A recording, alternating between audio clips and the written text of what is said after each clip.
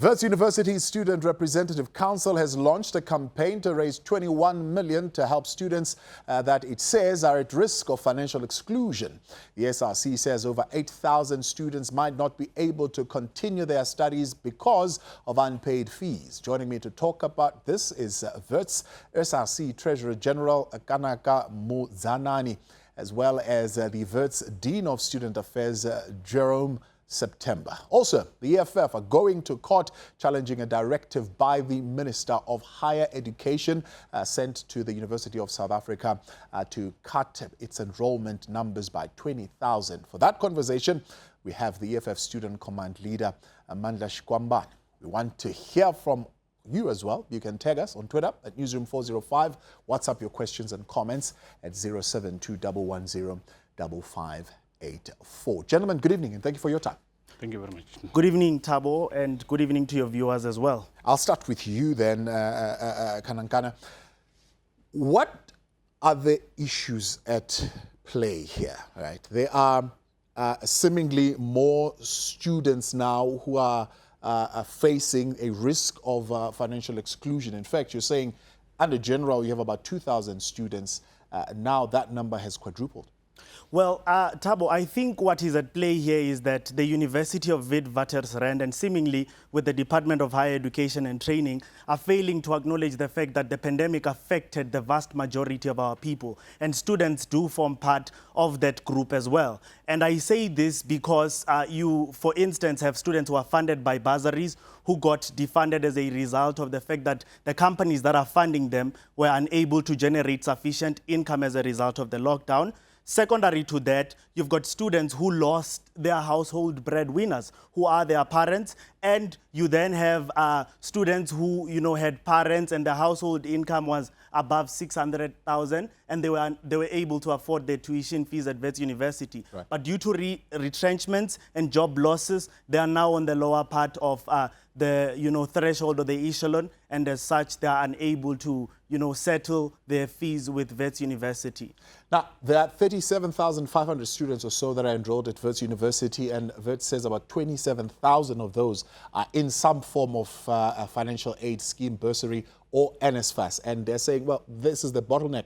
This is where the money is sitting. Those students have not either received those bursaries, or they're waiting for those bursaries, or NSFAS has not given them that money. Is that your understanding of what's happening? Yes, well, that's totally true to some extent, Thabo. However, we have put it before the university to consider the fact that these students are funded by bursaries who are unable to generate sufficient income, and as a result, they are unable to fund their outstanding fees and to fund them going into the year 2021. So we've said to the university, this is a dire situation. This affects a third of the university's population. So we want you to at least, because you are taking into consideration the fact that the pandemic affected all of us, no one must be excluded from accessing the doors of learning on the basis that they were unable to settle their fees. And I must touch on this, Thabo. The university may speak about the Hardship Fund, but as the SRC, we have efficiently questioned the efficacy of the Hardship Fund, in the sense that 10 million rand is allocated to assist students. Yet the university is failing to understand that 10 million rand is not adequate enough to meet the demand that is available. So we want to say that the Hardship Fund is not adequate to solve the problem that we are faced with, and something needs to be done by the institution. So the 10 million, the 21 million that you're campaigning for is over and above the 10 million of the Hardship Fund that has been made available. Well, yes, it's totally supplementing that, right? But the rationale behind our fundraising campaign, we need to state this to South Africa at large. As it stands, students who are owing historical fees amount to 8,142. Yes. And the total money that is needed to get these students back, right? Because the total is 423 million rand, but what is needed is half of that, which is 50% of it. So our fundraising campaign takes into consideration the fact that there is an immediate problem, which is obviously funding. However, we want to conscientize society to say, look, the problem or the bigger picture here is free higher education, because free higher education in its larger context has not been realized. Limitations of free higher education. Okay, I want you to come in here. Yours is a little bit more complex as well, and it's in front of the court. I'm going to get Wits to respond to those issues as well. But let's dive into your situation. Yours emanates from a letter written by the minister on the 28th of December, directing the university to cut back its 2021 enrollment. I mean, the issue apparently, from what I'm reading, starts in 2018 when the university over-enrolled. And they were issued with a notice to say, well, if you continue in this way, you're going to have to fix this situation in 2021. Now it's 2021, they've over-enrolled again. And now the minister says, well, I have no choice now but to give you this directive to cut back on the number. What are your issues? Thank you very much, Tabo. And also, we must also indicate, as the EFF Students Command, we are very much disturbed by the directives of the Minister of Higher Education. Because if you check the basis on which they are cutting off the number of students, particularly the first years who must come, which is 20,000 students, they are saying there will be financial constraints in reason to say NSFAS cannot afford to actually fund those a number of students. Therefore, they have to cut them off. So we are saying as the EFF Students Command that it cannot be that in South Africa, where we've got policies that which says all people and all students have got right for education. The right for education now has been actually been taken off from the students in the basis of fundings. And then we are in this, I mean, this crisis because of one reason. We are actually lacking a government that would actually have a political will to give about free education, because if there was free education, particularly in South Africa, we're not going to express these things of a lack of funding. And one can be sitting at home and ask yourself to say, but when the Students' Command says they want free education, how are you going to fund that particular free education? You say, well, it's a good question to ask, but we are saying a government which it has got a political will to give free education, you will start. We've got people who are public servants. We've got members of parliaments who are in parliaments, they're in salaries, all of them, including the national parliament, your legislatures, your councillors, and everyone. Those people, they must be taxed. Yeah. And when you tax them, you take a certain percentage from their salaries and put it in an education tax. Yes. And when you put it in an education tax, you go around. We've got people who've got businesses across the, the country who are even doing business with government. Right. Moreover, doing business with also institutions of higher learning. Yeah. Those people must also be taxed. And when you tax them, you take that money and put it in, to fund the free education. We'll talk to the solutions and we'll expand on them. But I want to talk about this issue because in your court papers, you raise an even bigger issue here. You're saying the minister here overplayed his powers by being involved in the approving of the enrollment planning targets. Are you saying he has got no power to do that? There's no power that can one possess to actually limit students for education. Students, they've actually passed. You know, we're not talking about people who are not qualifying here. We're talking about people who passed, people who qualify, and they are knocking at the doors of our institutions of higher learning for education. You cannot come with such powers and you claim to have powers to say, we are going to stop these people and access for education. We are saying there's no one who can say, I've got powers to determine how many people must get education. It's very wrong. You cannot come, even if you've got all powers that you can claim to have, but you cannot come to us and tell us that this number of people cannot get education this year. Yeah. Where are they going? Karankana, I see you raising your hand. I'm going to come to you because you want to jump in here. Jerome, let's give it a try with a minute or so that we have, but I'll give you more time when we come back. But talk to me about these numbers first and foremost. 8,142 students possibly at risk of being excluded. Are you saying those numbers are overrated? Or overstated, maybe, shall I say? I think it is important to look deeper into those numbers. The 8,000 represents a number of students who at a point in time, and that was around late January, had debt outstanding or fees outstanding. The SRC is correct in saying that that includes people who are on bursaries and students who are on NSFAS. And our rule had always been that if you're a confirmed NSFAS student, for example, that you will be assisted towards registration. What we do need to look at is that in our estimation, the number of the students who are at real risk are a lot lower. If we look at the support that we've given in the past in terms of our hardship fund numbers, they were last year around 700. If we take the pandemic into account and we double that, that takes us to about 1.4. If you add another 700 to that, then the more realistic number is probably around 2,000. That is a problem. And we acknowledge that that remains a problem and that all parties must come to the fore to try and assist so that we can make sure that no academically suitable student gets excluded. All right. And that's precise.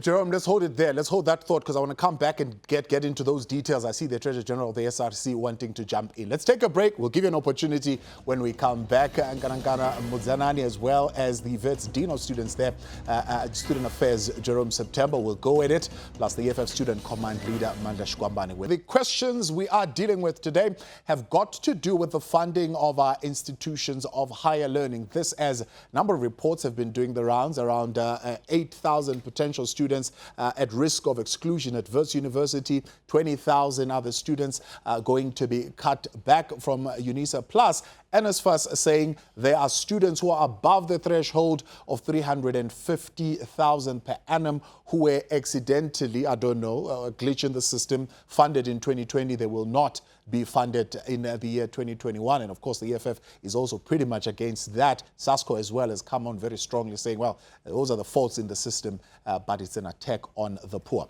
So, Nkanankana, let's bring you in here. You're saying those numbers, in fact, you just want to talk about the 2,100 that the Dean of Student Affairs is talking about. Well, Thabo, I think it's quite irrational for the Dean to assume that on the basis that we've received so much applications to the Hardship Fund, then it simply means that we can estimate that the number is slightly low. Because he knows himself that the Hardship Fund expects students who were poor yesterday to be poor, who were poor yesterday to be rich tomorrow. In the sense that if you've received the Hardship Fund in the previous years, the system does not allow you to apply.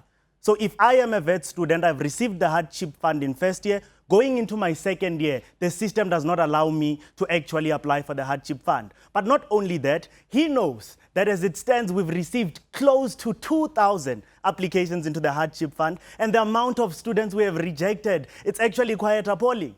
Because we've rejected students on the basis that they did their first undergrad degree, which is a BSc Biological Sciences, on the basis that they wanted to gain entry into the MBBCH program via the GAMP program, right, to do medicine. On the basis that they are now doing their second degree to become doctors, which we all agree that we need them in the vast majority in rural South Africa. The Hardship Fund does not allow those students to actually be funded. Yeah. And I must put it into record, Thabo, that the university is aware, which is why the SCT of the university refuses to meet with the SRC after numerous requests. They are aware that the numbers are appalling. Staff members at the Fees Office and Financial Aid and Scholarships Office are quite appalled at the fact that the amount of motivation and support that students actually need to substantiate as to why they need funding, the numbers are extremely high. Well, the Hardship Fund is one of the issues, and Jerome just answered to that, but also talk about the other interventions, including the 100 million that you make available directly from your own council? Yeah, I think it's important to look into the bigger picture as well. As an institution from council funds, we spend around 100 million rand annually on scholarships, on bursaries, and so on. The Hardship Fund is in addition to that. What we've also done in terms of providing relief is that every single student that owes less than 10,000 rand can register.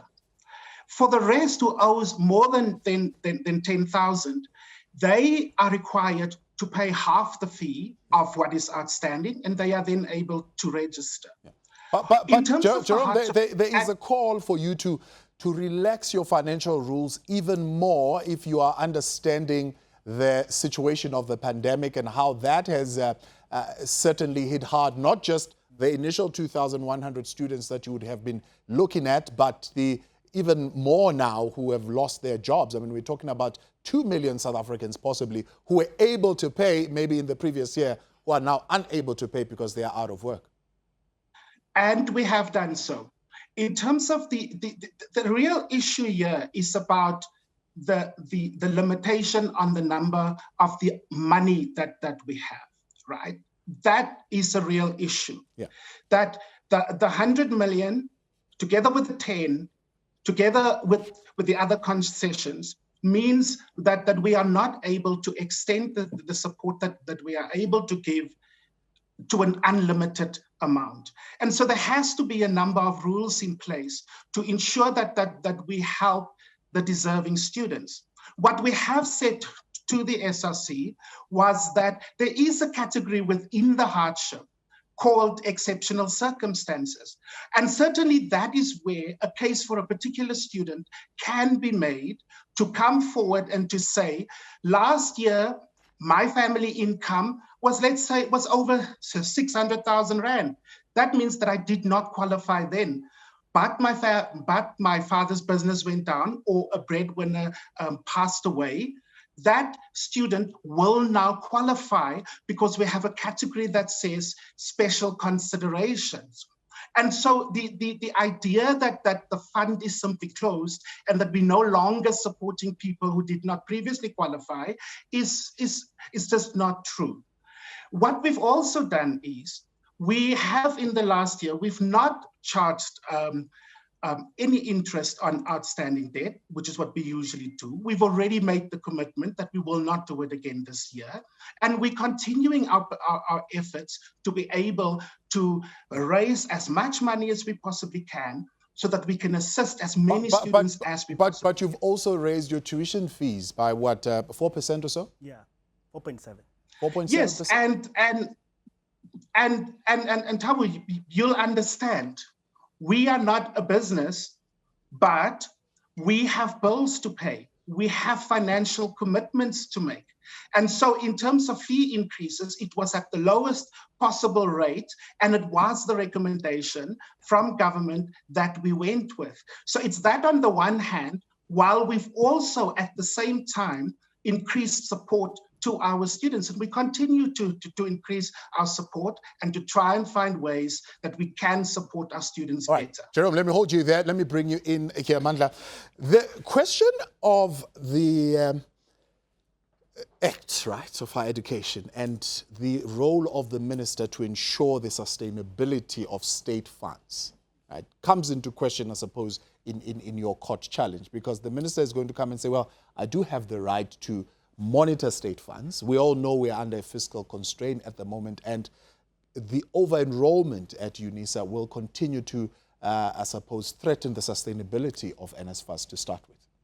Look, my brother, Blade can try by all means to want to defend himself, but here we are speaking of a communist member who is a fake communist, by the way.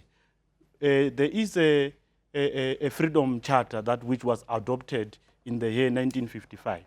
And that freedom charter speaks of a right to learn.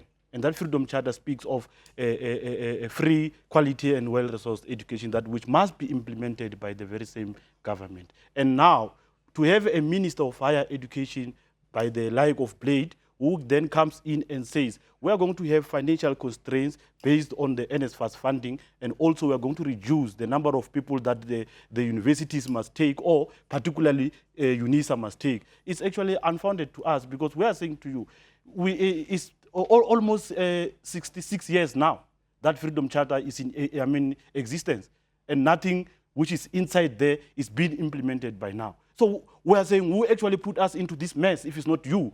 Who actually put us into this mess if it's not the very same government that which you are leading, you yourself as the Minister of Higher Education? So that should not be our problems, by the way. Because as we were sent to school, we have went to school, we passed, we qualified. Now we are knocking at the doors of institutions of higher learning for education, that which was promised years back, and we want it now. Now, you had to have a meeting with your ex-co, I suppose, on the 9th of February. Did they honor that meeting? Did you sit with them? Because partly you're saying they are also in the wrong for accepting the directives of the minister. Remember also, even the council of the university, particularly UNISA itself, they are arrogant. And I will tell you why. They are arrogant because they are in the pockets of Blade. They listen to everything that Blade says, and whatever Blade says, because they think Blade is the only person who can give them directive, and they listen to whoever comes in and want to meet them and want to at least speak sense to them. They then hold to say, no, but we've got a directive from Blade. You will agree with me that this thing is not only going to happen at UNISA. We are still going to have other institutions that which are going to be told to say you must reduce the number of of intake, because this NSFAS crisis is not going to affect UNISA alone. It's not going to affect Wits alone, but it's going to affect the entire institutions of higher learning. So if we don't fix it now, then we're in a crisis, and the education of South Africa is in question. Let's talk about that NFS crisis now with the other 5,000 who were funded because the system didn't pick up at the time that they are above the 350,000 threshold. What should happen there? My brother, those ones who were actually funded, they should actually continue to get funding, because us as the EFF Students Command, we believe when we speak of free education, we are saying free education for all. Can you see this light that which is having here on us? It's lighting for every one of us here. It doesn't have choice whether you are black, white, yellow, or green. It lights for everyone. So when we speak to say students must be funded, all students must be funded, because these rights belong to us. This education belongs to us. We want education. We want to better our lives. We want to better the lives of our families, and that can only happen through education. So there should not be any discrimination who must get funding and who must not get funding. All of us, we are actually entitled to that funding. We must receive it. And just to add, Thabo, I must state that it was quite reckless for the government. After promising students to fund them in February, in August, in October, they have a review process, and they just randomly select who must not be funded anymore, which led to the defunding of over 5,000 students. That was reckless. That was reckless, and we are in this mess as a result of the government, and they must come down and solve their mess. But just to also respond to the university, the SRC cares very much about the financial stability of the institution. However, we must put it on record that the university has made a surplus of over 2 billion rand. And we are saying, we have written to the CFO of the university, to the Dean of Students, to say, look, you are aware of the crisis. You are aware that Hardship Fund is not adequate enough to deal with the crisis that we are faced with. What are you doing with the surplus? Because you saved on infrastructure development and maintenance. You saved because we were not addressed. Why don't you use that money to make sure that everyone who is in a position where they are academically deserving, they are back in the system? And I say this because I just don't hear the stories. I see the faces every day. As it stands, there is a medical student. She's studying a bachelor towards dental surgery with an average of 80%. In the dean's list, she has been rejected by the Hardship Fund, and she is unable to go back into the system. This is the creme de la creme of the country. And in a country where education is a prerequisite for socio-economic and occupational advance, it is an injustice to deny those who want to learn access, because it enforces racial and class as well as gender inequalities in this country. So we call on civil society, we call on government, we call on the institutions of higher learning to understand that we were dealing with a pandemic, and we will want higher education to be at the center of substantiating and supporting President Ramaphosa's economic recovery plan. And as such, let's allow those who are deserving to be back into the system to come back, and let's not exclude them on the basis that they don't have money. But lastly, the position of the Wits SRC is clear. Everyone who has been readmitted by the university must be registered. They must not be sidelined on the basis that they don't have money, because money is not going to be used to gauge access, because that further obviously increase on the inequalities we have in this country. Kana, I appreciate you coming in. I'm going to allow your president to come and take that chair. We are social distancing, so we couldn't have all of you here, but it's fine. You can have your seat. I'll let you go out now as we go out to break. We'll have the president of the SRC come and join us, Mpendulo Shakes. He is standing by, and we'll keep the EFF Student Command with us, and the Dean of Students at Wits University, Jerome, there with us as well. We'll take your comments and your questions when we continue next. Do stay with us.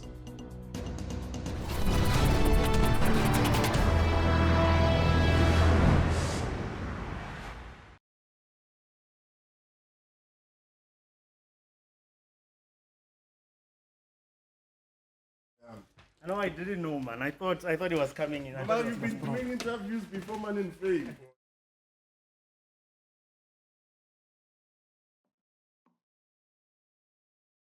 45 seconds, guys. Thank you. I'll just... Limpopo, just keep this two. Sure. Yes, baby. Yeah?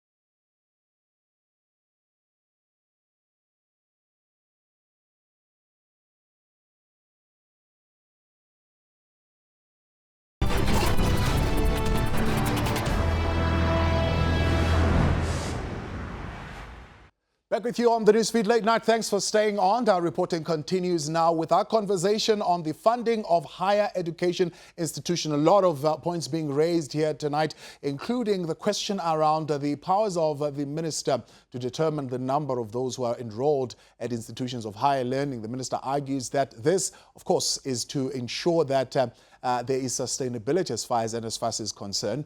And because of the fiscal constraints they're currently facing, he has issued that directive for that number to be reduced. Some of your comments tonight. Let's go to social media and hear what you have been talking about on WhatsApp. So Anna is from Thabo in Pretoria saying, Thabo, I'm a UNISA student. The decision to cut enrollment is good because UNISA is always bombarded. We never receive any responses when we send emails. This is the way. This is the way. Why the situation. This was the situation. By the way, the situation before COVID lockdown. I think UNISA is undercapacitated but has a skyrocketing number of students, which brings about inefficiencies. Mandla, note that. I want to respond to it in a moment.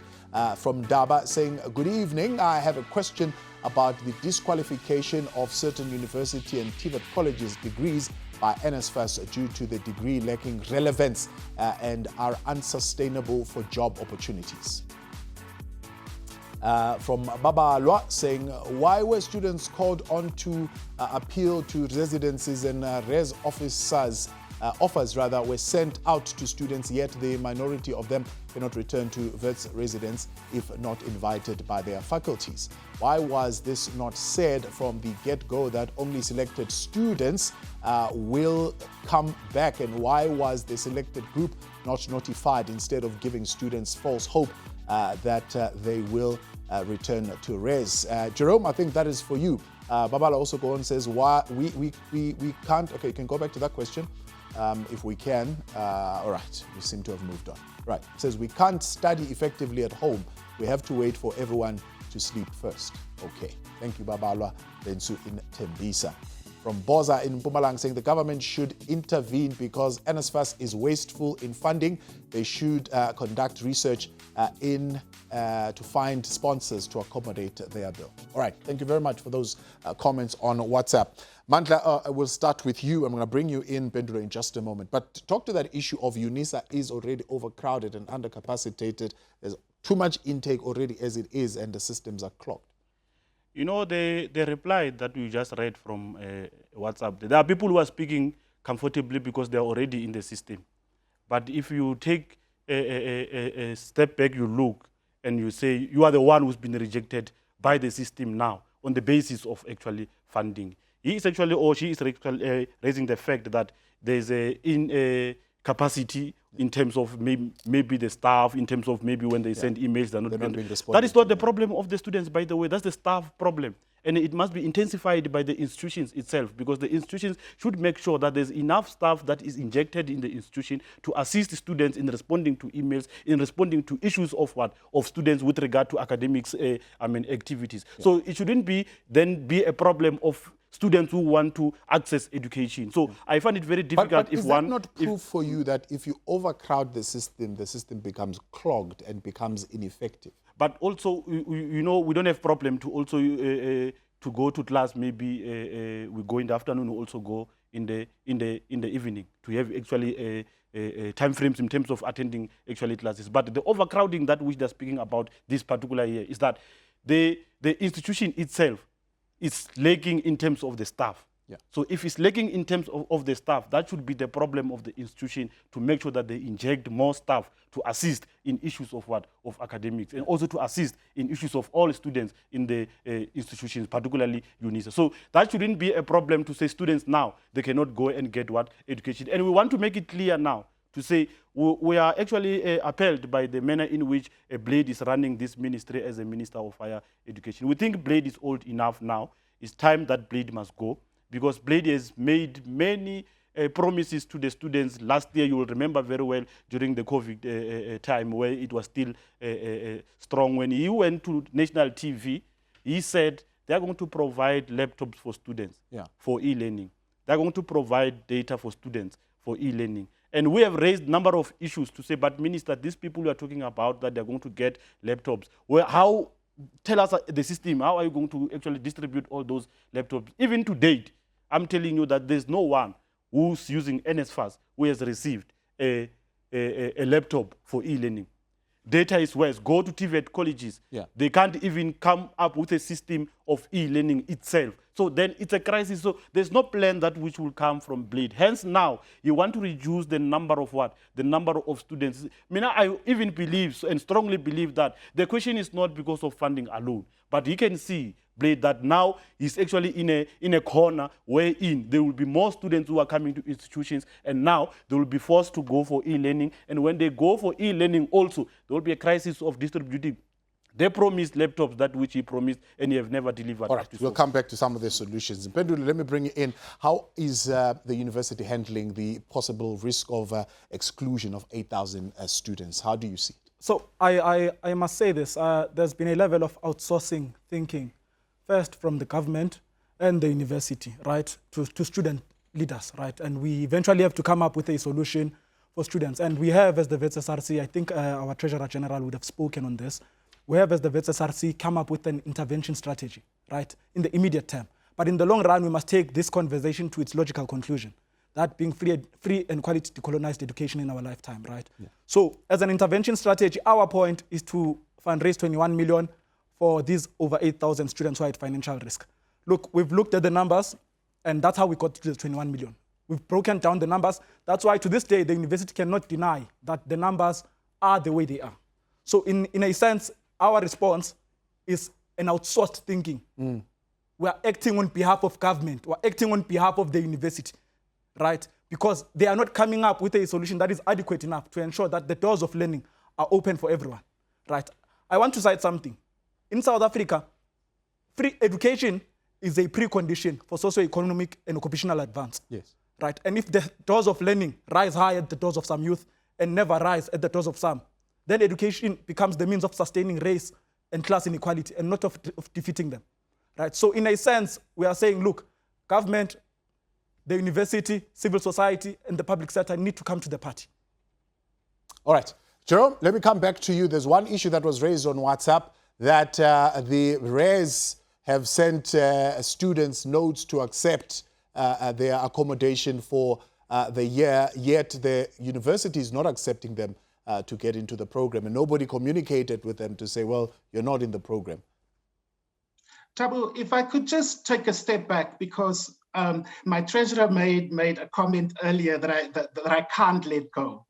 He said we made a surplus of 2 billion. Yes. That is simply not true. Show me any university in this country that make that kind of surplus, and I'll fall off my chair. It's simply not true. We, at this stage, our books are being audited. We're closing off our accounts in terms of last year, and we will have a bigger sense of what the surplus or loss from last year is in a couple of weeks' time. But you can't simply say we have saved on diesel and we have saved on electricity, therefore there is money available, without taking into account that COVID brought additional expenses. And those expenses were in terms of data support, laptops, PPE, etc., etc., etc. Towards the end of last year, we also gave a number of rebates in terms of fees to our students. So you can't say, because you didn't spend on petrol, therefore you have money to do something else when there were additional expenses. On the residences issue, we're in the middle of a pandemic, as we were talking. We have to make the responsible decision in terms of how we bring students back onto our campus. Safety must come first. And that is safety to ensure that our students can continue with their lives, but that they can study and that they can do so successfully. So what we are doing is, we're in fact filling every single room that we've got in our residences to capacity. Whilst doing that, we will also keep quarantine facilities available for when a student tests positive, so that we can make sure that those students are safe. But every bed will be filled. And the return plan is in respect of who is required in terms of the academic program to come back first. For example, the medical students came back because they have to be on the clinical platforms. And that's how it is being done. Secondly, we want our first-year students to come back or to come to campus so that they get the support in terms of transition into university life, so they will come back. But then for the student who has a res offer, who's in a difficult home environment, for that student, we are making provision so that they can tell us, my home environment is difficult. Can I please come back? Yeah. We will assess the application and we will assist them as fast as we possibly can. Our students know we were not able to assist everyone last year because we only have so many beds, but we assisted many students in difficult home environments on social justice grounds. We've spoken about the question of gender-based violence, for example. We have returned women students to campus during the lockdown so that we could give them a safe environment on our campus. Yeah. So for res students, we will return to fill every single bed we possibly can. Those will include students in difficult home environments. And we will do the best we can to also facilitate access to off-campus accommodation for those whom we cannot support on campus because of the limited number of the question beds. is this, Jerome, that they are receiving res offers, but they've not received the invitation from their faculties. And there is a disconnect there where students are saying, well, we are accepting the res offer, but the university has not invited them back, so they don't know whether they are back or not. And if indeed they are not back, then what is the point of accepting the res offer? No, so fair enough. The faculties have published the list of courses that may come back. So I would advise all our students to check on the faculty websites, to touch base with their faculty officers, because those details have been confirmed. And where a student is not sure, to reach out to us so that we can double check that indeed they are covered, or if they're not covered, so that we can advise them on what their options are.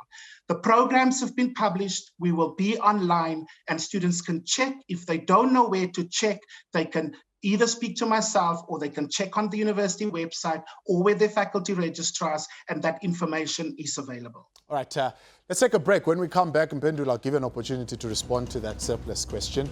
But then I want us to wrap the conversation by talking about the other question that was raised on WhatsApp about courses offered at our institutions of higher learning, whether it's university or TVET, that actually we don't have use for in the country right now, and what should actually happen to that. And it's one of the questions that was raised a little bit earlier on. The debate tonight around the funding of our higher learning in South Africa, and what are the pitfalls, where are we falling short, and what exactly should be done to fix the situation. Seems young people taking this matter into their own hands, students coming up with solutions, and of course Wits SRC appealing to civil society and the private sector to now come on board as they plan to raise 21 million to assist those students, 8,000 of them who potentially could be left out at this particular point. And I wonder what is the impact of this idea of, well, we're not sure of the numbers. When the university says 2,100 and you're saying it's 8,000, the private sector is going to look at you and say, well, why can't you speak with one voice? How much do you actually want here? Mpendulo, but talk to me about the question of the surplus. Okay, thank you very much. I think it's somewhat lazy, right, and narrow to relegate the issue of the surplus to profit or loss that has been made by the university, right? And what we should be focusing on are the projected extra costs more than anything, right? Last year, the higher education minister, Wits University, and every other university in the country introduced a fee increment. And very few universities introduced a fee rebate for the 2020 academic years, right? And that there is a conversation that need not be neglected, right? So it would be a lie and maybe unfair or narrow of us to overlook the fact that the cost of running, the biggest costs of any universities are electricity, water, and salaries, right? And if any university saves on those three expenses, right? For example, at Wits University, people who were hired, people who left their jobs were not replaced up until now, right? And I can say it, I want to say it on record, that on the number of 8,142 students, the dean cannot dispute it. I think he said it on one interview to say, actually, this number is true, right? And now, to us as the Wits SRC, it's no longer about the 8,142 students. It's about the families in rural Lusigisiki, the families in rural Eastern Cape, the families in township Soweto, the families in Newlands, West Durban, the families that are counting on someone in rural Limpopo, and the people who are counting on these students, some of whom will never get to meet these students. It's no longer about the names or the students that are at Wits now. It's about the future of this country. And if we, as young people, don't meet this with the rigor and the urgency it deserves, tomorrow history will judge us harshly, right? So just to respond to that question, I must mention on record now, the dean at this point in time cannot tell us by how far this number has went down, as he claims the number has gone down. And I would want him to confirm whether this in fact is true, that the number is 8,140, was or is 8,142, right? So, and we're on record. So if that is a lie, then we would have to revisit the previous video he made, right? Secondly, I want to address the higher education sector. And when I say I want to address the higher education sector, we as Wits University, and I think every other university in the country, needs to take steps to support UNISA. The struggle of UNISA is not of UNISA students. The struggle of EFF in UNISA must not be divided between SASCO, PYA, DASO, or any other organization. When they financially exclude you, they don't look at your political page. When they say go back home, they don't look at your political page.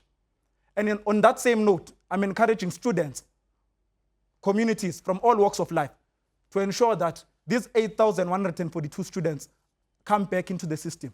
They must help us raise this 21 million rands. I'm appealing to Sentin if it's listening now. Yeah. I'm appealing to people in rural Eastern Cape. I'm appealing to people in rural Vembe. I'm appealing to people in Soweto. That 10 rand of yours, that 1 rand of yours is going to go a long way in ensuring that someone tomorrow has a job and is able to feed a family that is counting on them. So this must never be politicized on party lines. It's one thing I want to put emphasis on. Absolutely. It's about the funding of the education of our children. Let's talk about this issue. It's been raised time and time again. I saw some kind of conversation around it as well, where the minister has been raising it as well. I suppose he's putting the blame on the students to say, well, there's NSFAS, but the students continue to take courses that are not relevant to the economy of South Africa. How do we address that situation, Mal? Thank you very much. I don't know if we are going to actually judge courses that which are already in the system, that which we're going to say and determine that these courses, they're not actually helping to the economy, or they're not contributing enough well to the economy of South Africa, because those courses that which they are talking about, they are there in the system, and they are the ones that which they possess such responsibilities to also look at it, and also if needs be remove them from the system. And then when you remove them from the system, there's no one who can take them. The reason students go and take such courses that which they are saying they are not relevant to contribute enough to the mainstream economy of this country is because when, for example, a student from Vembede comes to Wits to register or apply for accounting, by space, accounting is full. And when they, there's no space for accounting, you go to another degree that you might actually qualify. Also is full. And also you've got your third option. Your third option, it may be that degree or that course which they are saying is not contributing well enough to the mainstream economy. Then the students, because want to be in the institutions of higher learning and does not want to go back, sit at home and do nothing for the rest of the year, take that particular course. And in the process, while they are busy studying and also going and then finish the first year, they now fall in love with that degree, and they have to complete that degree, by the way. But there are students who are very much wise enough. They take that course, for example, if they see that this is not really that what I wanted to do for that particular year, in the following year, then they shift, move to what? To another degree, that which is going to contribute more in the economy. But what I'm appealing is that if the Department of Higher Education and Trade can come and say there are courses and modules and also degrees that which are not contributing enough to the mainstream economy, then why do we have still have them in the system? Because once they are there in the system, they are attracting students who are coming from the high schools to come and do what? And apply. So we cannot, in the basis of saying that students, they are going to universities and then they are getting into the courses that which are actually not assisting in the economy, then we are not going to actually fund them, and we are going to reduce them. One thing that you must do is that there should be an encouragement of some sort that must be made. Awarenesses that must be made. Starting from about the other issue in that letter before we run out of time. The minister says, well, the other concerning issue, he says, is being briefed by whoever briefs him in terms of the intervals that he is briefed, that a number of the students who are over-enrolled are actually for higher certificates, not even for actual degrees. That's what he even said in the letter that Yes. which he actually sent to UNISA, to say the number that which is actually overwhelming at UNISA is those that which are actually doing this. But you will agree with me that UNISA is one of the biggest universities. In fact, it's the biggest university itself, is the country itself, as we actually have. There's a variety of courses that which are happening there. And if I choose to go and do certificate, I choose to go and do certificate. You cannot want to come and say you are forcing someone to go and do something. But one thing I like about our students is that once they go and study or take a course of a certificate or some sort for a particular reason.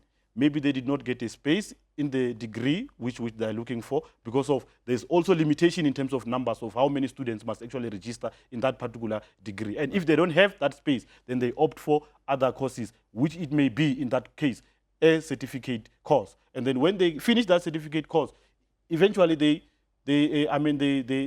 go up. They then escalate like that until they reach where they actually want to go to. But what I'm saying is that we then have to come with awarenesses that which we start from the high schools while learners are still in high school. And then we educate them, we show them this is how you choose modules when you go to universities. This is what is actually is in the market now as we are speaking in South Africa, for you to be able to make sure that you participate in the mainstream economy of this country. Fantastic. Jerome, I'm going to give you a final word as well, and you can wrap up then. Jerome, just this question of the 8,142, can we just really agree on what it is? Because I suppose private sector, civil society will also want to know. I have said from the start, and I have said the same previously, that was the figure at a point in time when the report was drawn. But what I was saying was that the need in terms of the people who are actually potentially at risk is around 2,000 if we look at historical trends and if we look at where things are at now.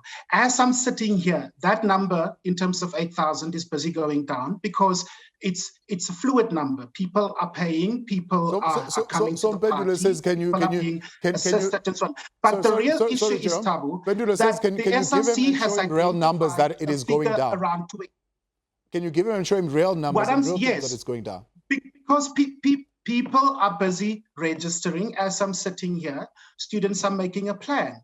The Hardship Fund is supporting some students. But what I'm trying to say is, but the SRC is right. There is a need that they have identified around 20 million rand that is required to assist those students that they also think will need help. And that is where the appeal sits. The appeal sits around 20 million that the SRC is asking, and we're supporting them in this, that the SRC is asking for civil society, for government, for individuals, for everyone to rally around so that we can support every single student who is in need of assistance. That's the issue. Right. It's the 20 million. And that's where we agree with the SRC. And we also ask, please support us as much as you possibly can so that we can help as many students as we possibly can. I know you didn't ask me this question, but it's a very tempting, brief comment, not for me to make, but I want to make.